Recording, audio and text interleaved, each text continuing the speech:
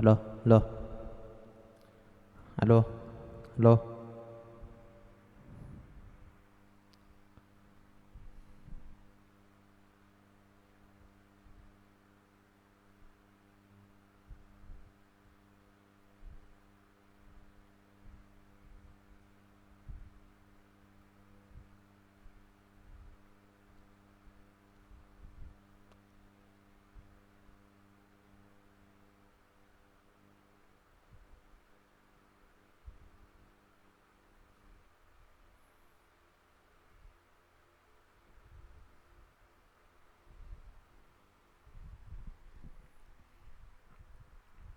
ฮัลโหลเสียงโอเคบ่ญาติโยมคันว่าเสียงโอเคกดหนึ่งให้ในเด้อ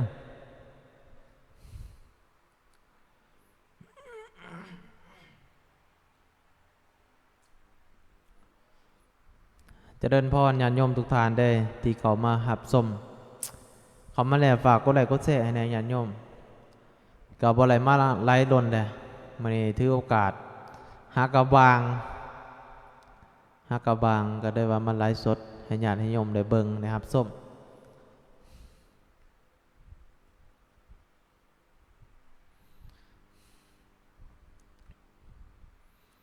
เสียงโอเคบ่ญาติโยมทุกท่านเด้โยมพ่อโยมแม่คันเสียงโอเคกดหนึ่งให้เลยญาติโยมเด้อเสียงโอเคภาพชัดก็กดหนึ่งให้แน่โดนๆสิได้มาไลฟ์ทีนึงโดนๆก็ได้ฟังเทศฟังธรรมก่อนนอนเนาะเพื่อเป็นคติธรรมเป็นขอคิดสะกิดใจคือเพิ่นว่าหั่นแหละญาติโยมคันเพิ่นว่าบุญนี่บ่มีไผปันแจกมันบ่ควรแหกออกไหลคือไม้ปากกลางแม่นบ่คันว่าเฮากินข้าวเฮากินเฮาก็อิ่มบ่ไปอิ่มอยู่ท้องเขานั่นผู้บ่กินการเฮ็ดบุญเฮ็ดทานก็เช่นเดียวกันญาติโยมการประพฤติปฏิบัติตามธรรมเนียบผิดข้องประเพณีอันดีงามหีด12ข้อง14หีดยีข้องเจียงตามอีพ่ออีแม่เฮาประพฤติปฏิบัติมาได้ญาติโยมจนมาฮอดปัจจุบันนี้เฮาก็ยังขีดยังเขียนตามอยู่การสร้างสมคุณงามความดีก็เช่นเดียวกันญาติโยมอีกบ่ล้นบ่นานก็สิออกพรรษาแล้วเตรียมจิตเตรียมใจกันน่ะติก็สิออกพรรษาแล้วอันนี้แหละเพิ่นว่าชีวิตบ่ท่าเวลาบ่ท่าคนเพิ่นว่าชีวิตนับมือสั่นคืนวันนับมือเปลี่ยนปีเดือนนับมือย้ายความตายนับมือจ่อแสนสิงอก็บ่ฟังอันนี้แหละญาติโยมเอ้ยคนเฮาเกิดขึ้นมาแล้วย่อมมีความตายเป็นที่สุดบ่มีไผดิกหนีความตายไปไลเพิ่นว่าสังขาราอนิจจาสังขารนี่บ่เที่ยงแท้แน่นอนเกิดขึ้นมาแล้วมีเกิดมีแก่มีเจ็บมีตายเป็นเรื่องธรรมดาของมนุษย์เฮาก่อนสิตายก็ให้เฮาสร้างน้ำกระทำบุญไปได้หลายญาติโยมอย่าไปคิดหยังหลายเฮาตายไปแล้วเฮาก็ยังบ่มีแนวคิดเด้ยังบ่มีแนวอะไรคิดคำนึงคิดคำนึงหาอยู่ฉะนั้นแล้วให้สร้างสมคุณงามความดีไปในหลายญาติโยมยามมีเวลายามมีโอกาสได้เข้าวัดเข้าว่าไหลไปเฮ็ดบุญเฮ็ดทานก็ให้สะสมไว้เทื่อละเล็กเทื่อละน้อยเปรียบเสมือนการปลูกข้าวญาติโยมทำบิดเฮาก็บานพืชไปเมื่อรอเวลาในการรับอีหยังรับผลที่เฮาได้บานปล่อยลงไปบัดนี้การสร้างสมคุณงามความดีก็เช่นเดียวกันญาติโยมเก็บไปเทื่อละเล็กเทื่อละน้อยสะสมใบหักสิกลายเป็นหลายหรอกญาติโยมบางคนยังว่าก็หน่อยเฮ็ดบุญอยู่มีหยังคือบ่คอยถือเลขนำเขาจักเถื่ออย่าไปคิดแบบนั้นเด้อญาติโยมเด้อ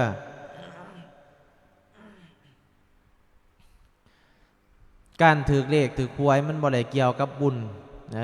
มันเกี่ยวกับวาสนาเฮาเกี่ยวกับวาสนาเฮามีวาสนาถึงบ่เท่านั้นแหละญาติโยมเมื่อฮอดเวลาก็สิเป็นของเฮาหรอกญาติโยมคือหลังที่อาตมาได้เบาไปให้แหละว่าอันไหนที่มันเป็นของเฮาบ่เอามันก็มาถ้าอันไหนที่มันบ่เป็นของเฮาถ้าเฮาสิเอาแล้วมันก็หนีของเก่าญาติโยมอันนี้แหละญาติโยมเอ้ยเป็นสัจธรรมของชีวิตฉะนั้นแล้วให้ผู้ใดที่ยังหนุ่มยังแน่นอยู่ยังบ่ทันเฒ่าท่านแก่ยังกำลัง18 19 20ให้คิดเสียว่า ให้เฮ็ดบุญไปหลายๆซะตอนเฒ่าตอนแก่ไปแล้วเมื่อเฒ่าแก่ชราไปแล้วเลื่อนยากไปยากไปไสก็ยากลุกก็โอยนั่งก็โอยได้บัดนี้ฉะนั้นแล้วให้สร้างสมคุณงามความดีไว้หลายๆมื้อนี้ก็สิบ่ได้มาเว้าหยังหลายหรอกญาติโยมทักทายสบายดี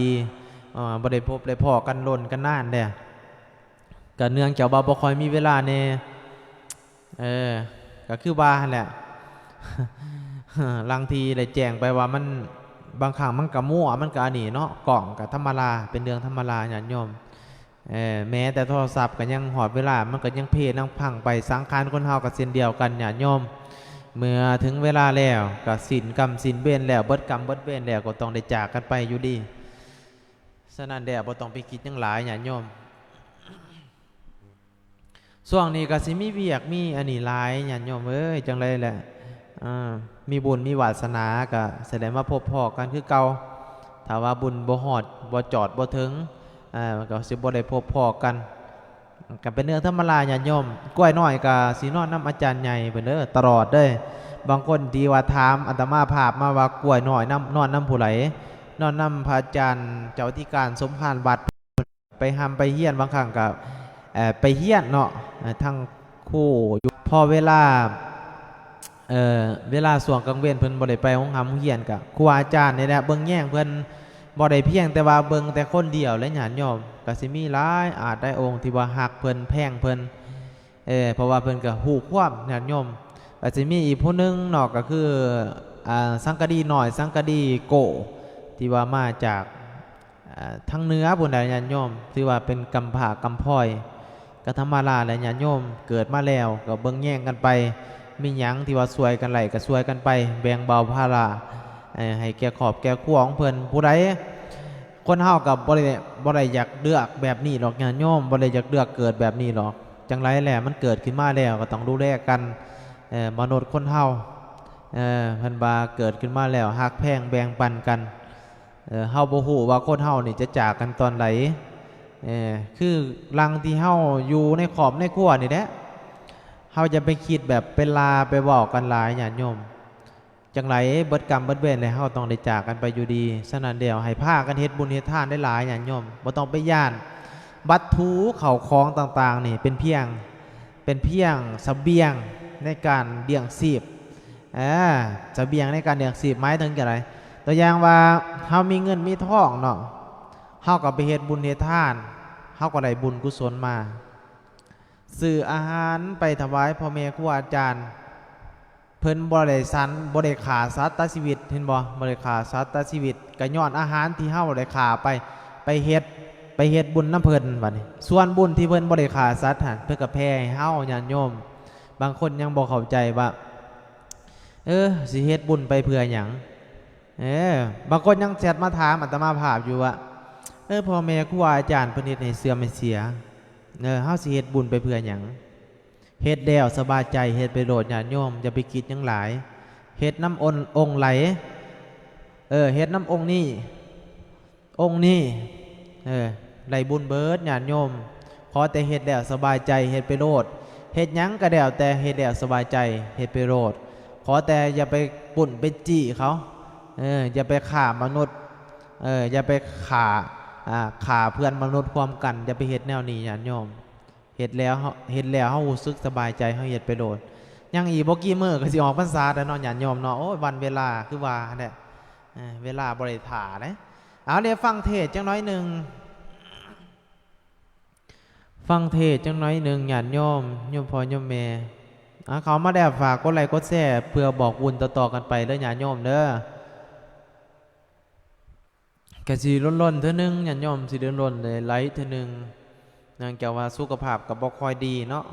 ก็เป็นเดือนธรรมดาก็บ่ได้ยึดมั่นถือมั่นกับมันดอกญาติโยมถ้าว่ามันสิไปก็ปล่อยมันไปตามกาลเวลาเลยปล่อยมันไปเลยบ่เป็นหยังแต่สิทิ่มแต่ห้อยเยี่ยมไปฝากกล้วยได้บัดนี้สุขภาพบ่ดีญาติโยมเอ้ยธรรมดาน่ะเกิดมามีกรรมมีเวรคือเพิ่นว่าน่ะสดใส่กรรมใส่เวร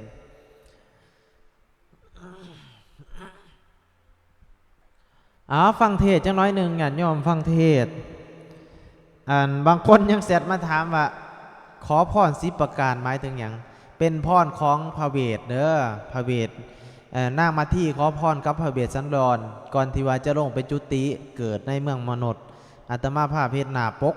และเอาไปลงในแอปสีแรงแอปแรงเด้ออย่าโยมเด้อบางคนที่ว่าถามมา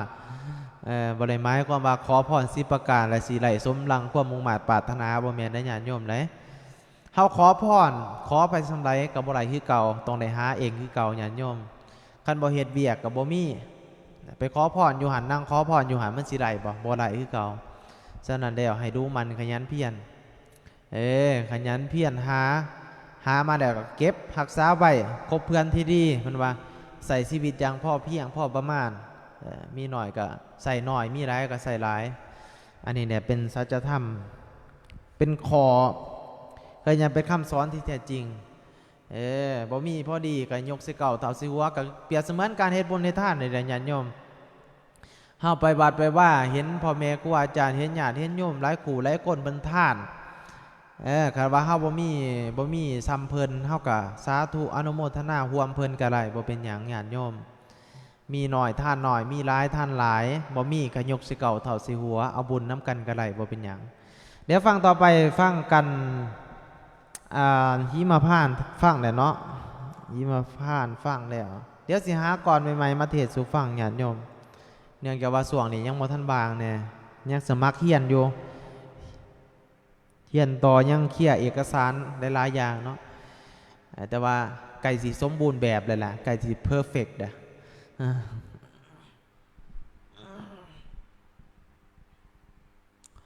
เอากันธนาคารญาติโยมกับบริเทศล้นแหละสิฝึกแอบไปเรื่อยๆในญาติโยมเลยกับบริเป็นนักเทศคือเพิ่นกับสิแอบสิเทศในชูฟังญาติโยมบางกูบางคนยังบ่ค่อยมีเวลาไปฟังเทศฟังธรรมเดี๋ยวฟังเป็นขอคิดสะกิดใจตอนนั่งมาที่สีออกจากเมืองในญาติโยมศิลาพระเจ้าศรีสนไทยพระเจ้าศรีสนไทยเนาะศิลาออกจากเมืองแล้วพระเวสสันดรกำลังมาที่ศิลาพอล่าเมออกจากเมืองแล้วนามาโทรัตนาตญาสานอมาภิวันธานาบานอาหังคารวะบายคุณแก้วเจ้าหน่วยสามเบื้องหน้าต่อแต่นี้สิเสือต่อคำก่อนเบสสันลอนสาลูกยกนิทานนจะสอนถ้าสะพนกะจบทวนหิมาพันกะไรว่าพระอาจารย์พันเทศแล้วคอยสิแลต่อนิทานฐานะขันสิก้าวตานิท่านภาคโพธิศาสตร์ประเภทนี้ของวัดภาคโบหารแต่เริ่มข่าวอาตมาสิจะเว้าจับสำเนาสิอ่านถามนิท่านภาคขอสิขอเว้ากล่าวท่าแล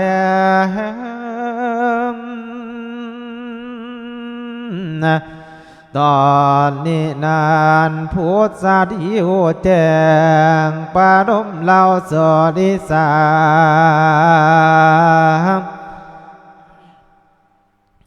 จากกาบนางมาเที่ยกวันเจ้าหำให้ทั้งให้มาสงสา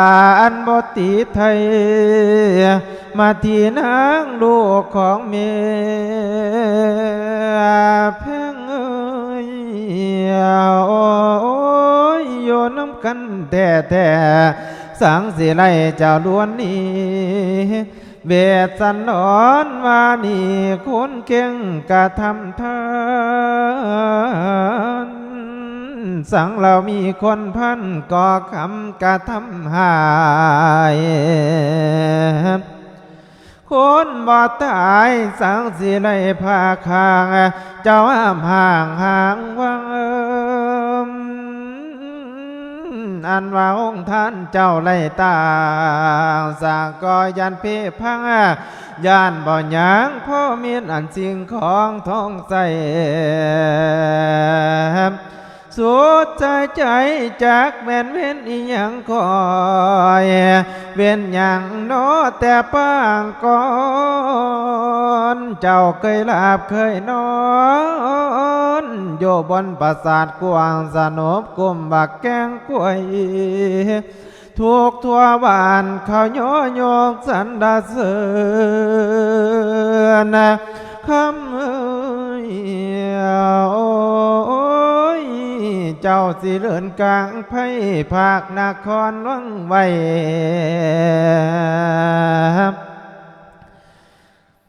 ยาสิไปทุนเจ้ากงสนชัยล่องเบิ่งบางที่ลาโทษให้ยังสิไรนางนครตอนนั้นพุทธาดีไปบ่อนบ่ายลายเทียบ่เตืองต่อของอดโทษโรคไว้ตาใจกะบ่เดียวพุทธาดีจึงขับเกี่ยวลงมาจากหอป่า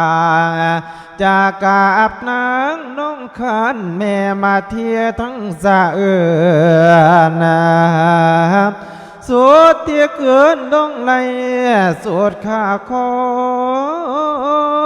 โยจอแม่ขอพอกะบ่ไหลสิจำให้เจ้าหางกันนันตนามาเที่ยว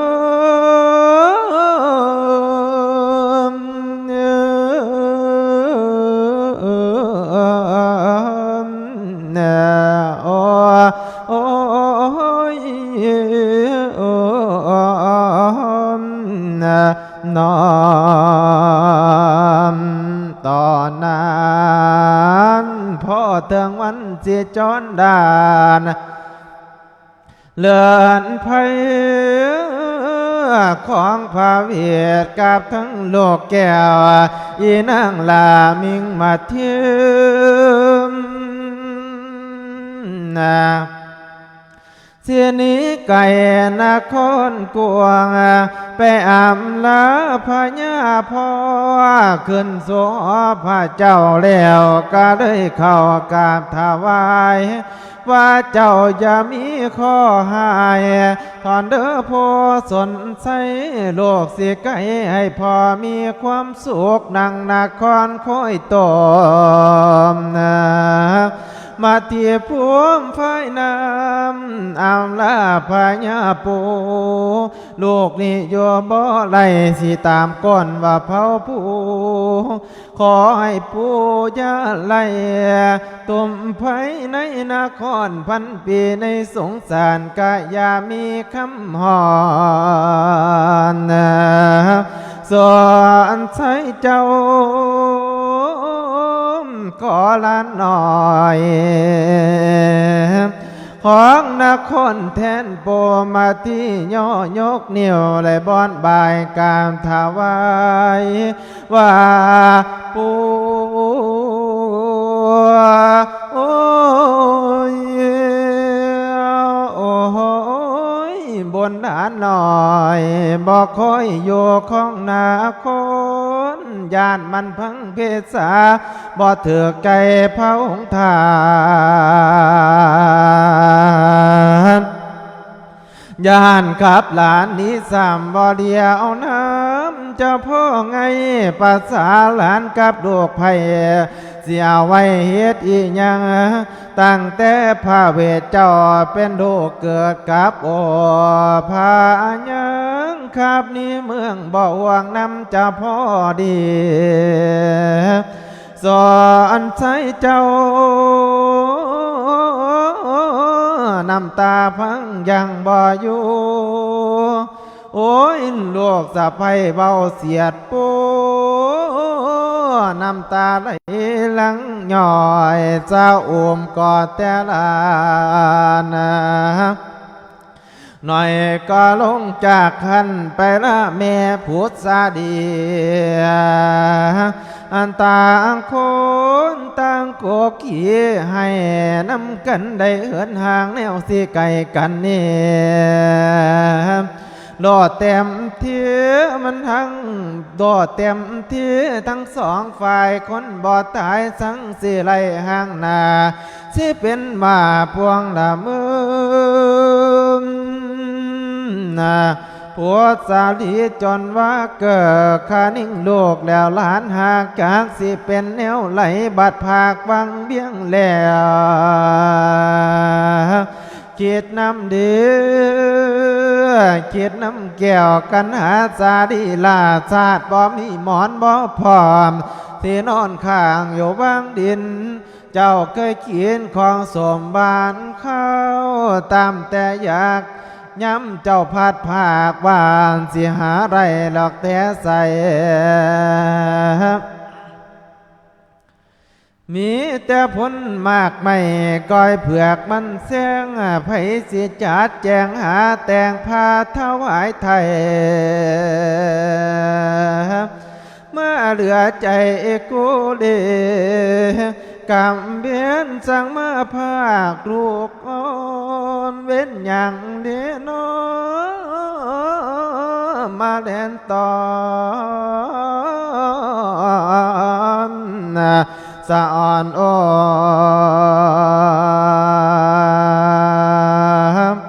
หางมนุษ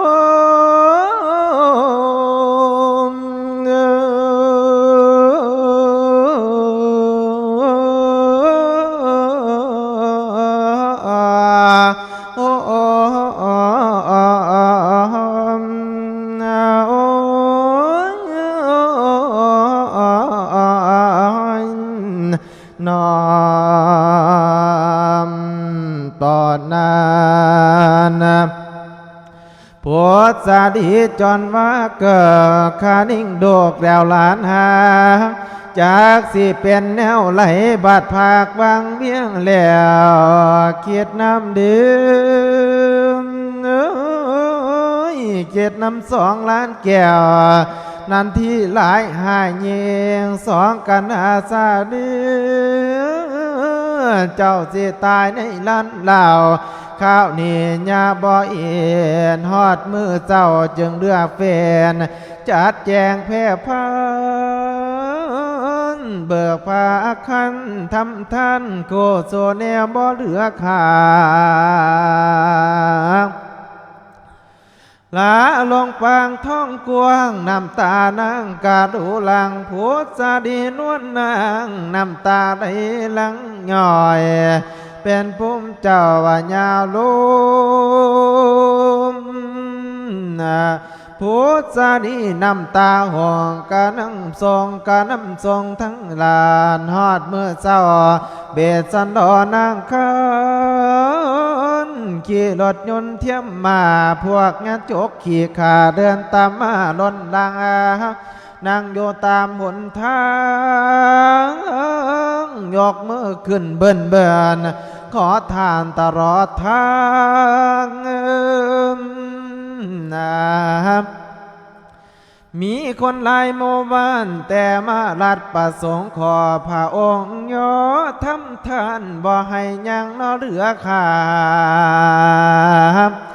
อาสาในมาเงินตาแด่ผ่าพรดอดแด่รถแด่ล่างบ่ได้ข้างประทานให้กุศลเนวจังว่าในตอนนี้ก็หากจบลงแล้ว209 ปาคาถาฐานาคันจบลงฐานาคันจบลงก็แต่พอเพียงนี่เอวังที่ตนขาอัตมายกไว้นี่ก่อน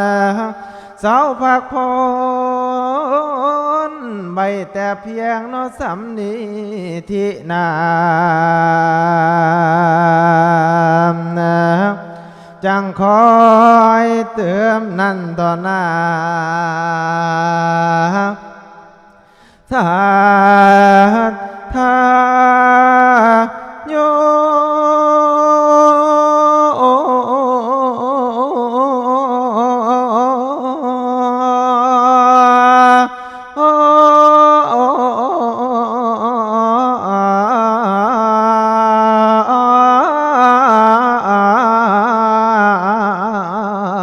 น้อ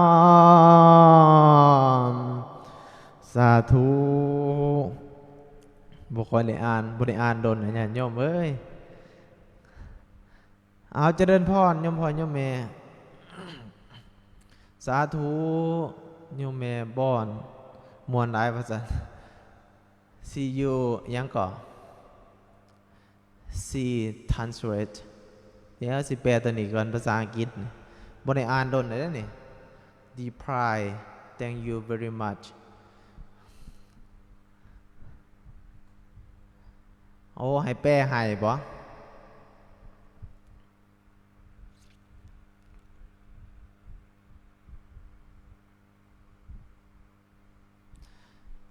ให้แปลเป็นภาษาอังกฤษไหมบ่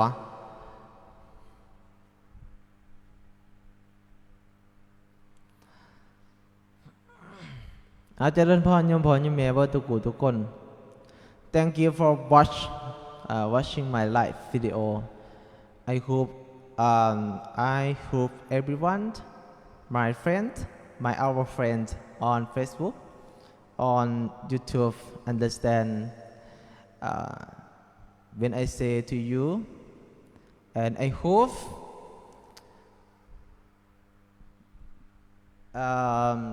ขันโทสลาดบ่โทสลาด understand the topic thank you for watch my live video for today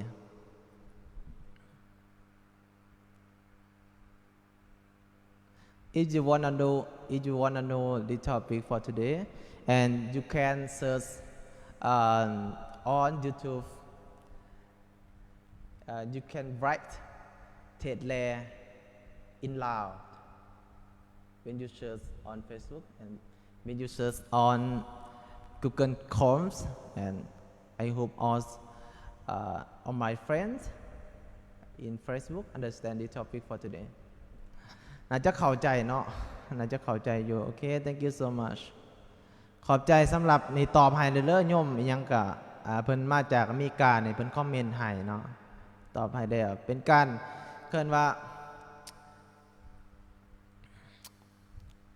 เป็นการบรรยายธรรมเนาะโอเคการบรรยายธรรมอันนี้ก็อะไรโบราณหรอภาษาอังกฤษเดี๋ยวนิดนึงเนาะเดี๋ยวนิดนึงเดี๋ยวนิดเดียว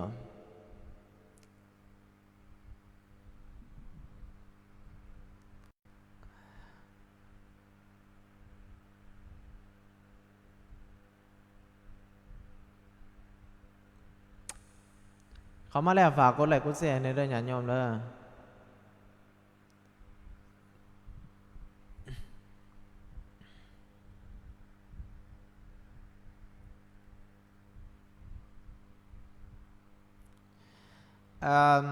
in English is you can say Buddhist sermon in Thai practice chanting style and you can listening on YouTube on TikToks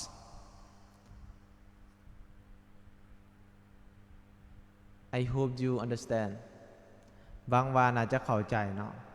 เป็นการเทศน์แลแบบคับห้องหรือว่าเป็นทำนองเนาะเขาเรียกว่า Buddhist sermon in Thai practice chanting style จะเป็นการแบบขับห้องแบบทำนองเนาะ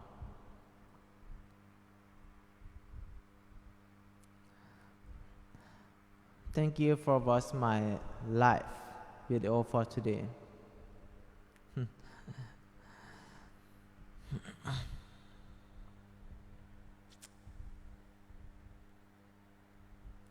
เจริญพรโยมพ่อโยมแม่เลยเบิดทุกกูทุกคนกะสิด้นๆแต่สิได้มาไลฟ์บัดนี้เพราะว่ากะสิเขาเริ่มเขาเฮียนนะเนาะเริ่มเขาเฮียนแล้วเฮียนต่อม.7 เนาะเฮียนต่อม.7เลยญาติโยมเด้อ ยุ่งก็จะเป็นหลาย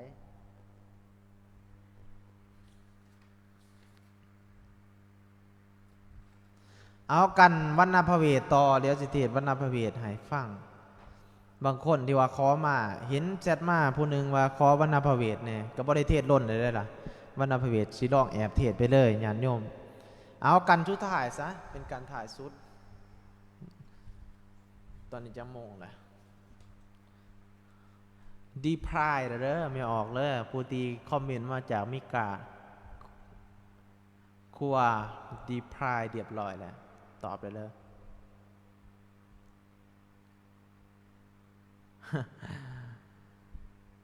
แล้วยังให้แปลเป็นภาษาลาวให้เรียบ translate เรียบร้อยแล้ว translate สบายดีกันหน่อยเจริญพรโยมเจริญพรสบายดีบางมันอาจจะเข้าใจนะเพราะว่าบอกภาษาอังกฤษบ่เป็นเนี่ยต้องขออภัยน้ำหลาย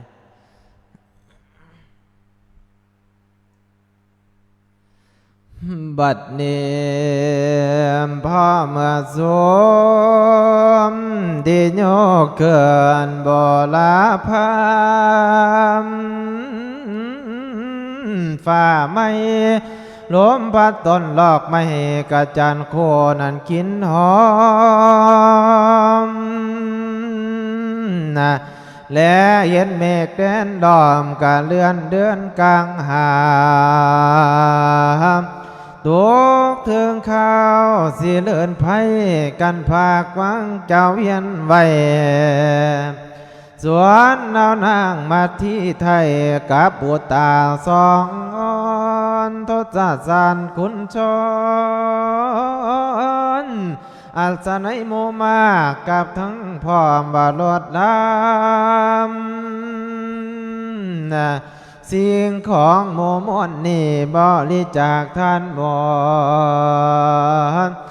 อกแกนา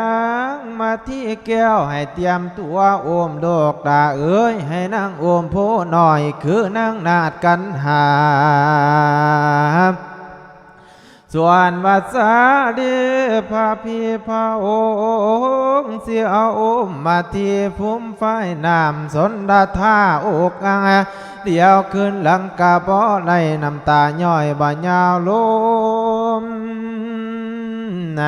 ในการะครั้งนั้นองค์พระเวทจึงเก้าเบานั้นบอกเราเมียขวานบามาที่เอ้ยเจ้าจงโอดจาเลื่อนยาได้เพื่อนทั้งเดียวสิต่อยตำตีนต่อเสื้อว่าเที่ยวในห้องสงสารป่ากะแยงนางเอ้ยบาปวนเป็นผู้แต่งปาตนาบ่ไรอะไรห้องลาสวังแต่ก่อนเนาอยู่ยังสะเวยลาดเป็นกษัตริย์เดียวนี้เฮาพ่อยพันสิภาคมังเจ้าเวียงไว้นางอย่ามัวเมายานการเดินทางสิหยุดย้อนมาที่โอ้โหหน่อยนึงแดดสิฮอนว่ามาที่โอ้ยหน่อยนึงแดดสิฮอนตีนองสิเปื่อยพองพระเวทเบาต้อนองอ่อนอ้อมป่าลมขวัญขาวเมื่อพลอยเบี้ยงวังให้เบิ่งกันทอเด้อนอบุญพาลาน้ำปองคงสิขึ้นนครเดชเหตุมันเป็นจังสิคอยสร้างดวงพิสัยอีกอันหนึ่งเดินนางเด้อขันนั่งคิดอยากได้ประสบโศกความโศกกะบอกคนตามพวกกะลงมานอปานนี้เสื้อว่าอักขีลิกวงปวงภาษามันเดินยากปากกะเบ้าจ้อยจ้อยปากกะเบ้าจ้อยจ้อยสงสารน้อยหน้าตาแพงเขานั้นเป็นดาดูแหลงป่าไม่ปองสีดงแหลงหลอกโยมเอ้ยได้ยินเสียงเด้ไล่จากกันอีเม่งง่วงได้ยินเขากันถามเสียงท้องหลังวิบอนยินสาวน์หำให้มาที่ไทยนั้นมนมองเดือนสีฟ้าหำห้องการมพัดใจข่าวพาตามเงา สาขาสัวป่าเดียวกาเลยใหญ่กายไปเดียวเดียวคืนดังเมื่อจมคุมเห็นแต่ฟ้าห้องห่มรถความกลมทั่วทาลังเดือนใหญ่นาผ้าภาคมีข้อและเห็นป่าปะต่อสองขาดละบางทั้งนา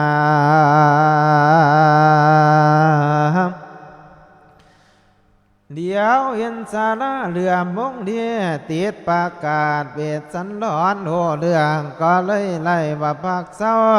แล้วจึงบอกแกเจ้าน้อยอ่อนนักมาที่บามาที่บาต่อแต่นี่พี่สิเป็นดาบอดในนางเป็นตาปสีพี่สินุ่งโคคงผ้าพี่สิสัญญาไว้ให้นั่งจำเจ้าจดจอมาที่กามกิเลสก็เกลือให้นั่งนองเจ้าละเสียเฮาสิวำเพ่นสางเฮาสิวำเพ่นสางปารามีโสฟังเนาลาลาเศร้าเนาสาราคนลาหลังการะคังบอกคือเขานั่งหับเอาหมดเดียวย่อปากก่อนกองกาดสัญญาคาหับใบสิหมดทวนกุโสอ่านอีกอันหนึ่งปกติเนื่องนั้นให้เข้าป่าหาหัวมันส่วนกันอาสาดีฝากภาษามีใบใบ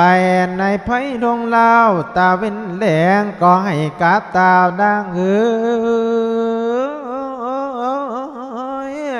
โอ้ปาทำทอนเท้าอย่ามีไอบับฝืดเครื่องโอ้สาเรียงโลกน้อยกับทั้งพอพาเดือเสียดวงมานานได้ปีหลายเดือนกะบ่มีคำหอนนับได้7 เดือนก่อนแต่แหมไผ่ภาคเทียนอดสากินมากไม่ต่างเขาโยไผ่กันนิยุดพักไม่เอิ้นว่ากันวันนาภาเวท57ภาคาถาหรือโมญาทีแลนองสัทธาเจ้าก็โสคนนั้นต่อลาสาธาโย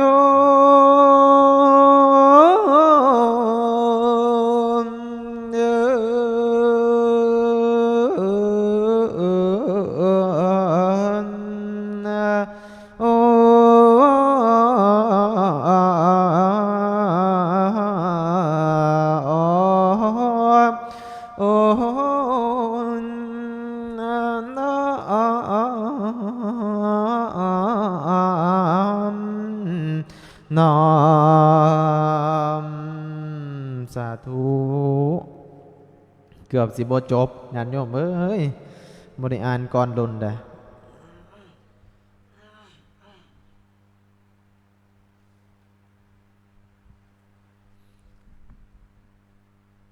โอ้พอดีเลยเอาเดี๋ยวอาตมาภาพก็ถ่ายสิสุดนี้อาตมาภาพก็สิลงไลฟ์แล้วญาติโยมเดี๋ยวบางๆก็สิได้มาไลฟ์ทีนึงเนาะแล้วลนกับเธอหนึ่งคิดหอดคิดถึงคือเก่าแหละญาติโยมพ่อโยมแม่เบิดทุกคนบางครั้งว่าข่าวก็สิบ่ได้ลงคลิปเนื่องจากว่าก็มีต่างคนต่างฝ่ายก็มีหน้าที่ก็ต่างกันไปเนาะญาติโยมเนาะเป็นเรื่องธรรมดาจังไรแหละเกิดขึ้นมาแล้วก็ต้องทำมาหากินบางคนก็เฮ็ดเวียกเฮ็ดงานมีเวียกมีงานมีหน้าที่เป็นของตนเองบางคนก็ดินด้นบ่มีเวียมีงานกระเด็นดินด้นไปอันนี้แหละชีวิตคนเฮาญาติโยมเอ้ยเป็นเรื่องธรรมดามีโอกาสก็จะได้มาไลฟ์อีกทีนึงญาติโยมเดี๋ยวหาเวลาดีๆก่อนเนาะหาเวลาดีๆก่อนเบิ่งเวลาดีๆก่อนก็สำหรับมื้อนี้อาตมาภาพก็สิลงไปเพียงเท่านี้ญาติโยมเดี๋ยวบางๆก็สิได้มาไลฟ์ทีนึงเดี๋ยวสิเทศน์อวยพรให้ญาติโยมเมื่อพ่อโยมแม่เบิดทุกคนเดี๋ยวหาการอวยพรก่อน เดี๋ยวหาการอวยพรเทศให้โยมเบิ่งฟังก่อนเนื่องจากว่าโทรศัพท์หน่วยหนึ่งเรียบร้อยแล้วเนาะตุยแล้วเนาะโทรศัพท์หน่วยหนึ่งของอาตมาภาพ ลางทีเอาลงไปฮะแหละว่ามันมั่วเนาะมันตุยเรียบร้อยแล้วอะไรบ้าลำบากไหมเอาเทศอวยพรในญาติโยมโยมพ่อโยมแม่เอาละในบาทนี้สิได้อวยพรหยุดคำก่อนการเสียงไว้แต่พอเพียงนี้คุณความดีที่เจ้าสร้างบ่ไรว่างพุทธศาสใจสะอาดว่องแผ่วได้แผ่วทางบ่พองทางนะขอให้โยมทุกท่านพ่อและแม่กธรรมาเทพปาราให้ดิ่งเห็นได้พามโมทนานอมเทพในเขาในห้วยน้องบึงกะพุ่มทีธรณีเทพไทยให้เห็นหูหอมขบวนขอให้โยมเฮาไลสมใจเจ้าเนื้อกานผลของศีลผลของทานที่ทานทำมือนี้ให้ดีแท้ล้างประสงค์นั้นต่อหน้าสาธุ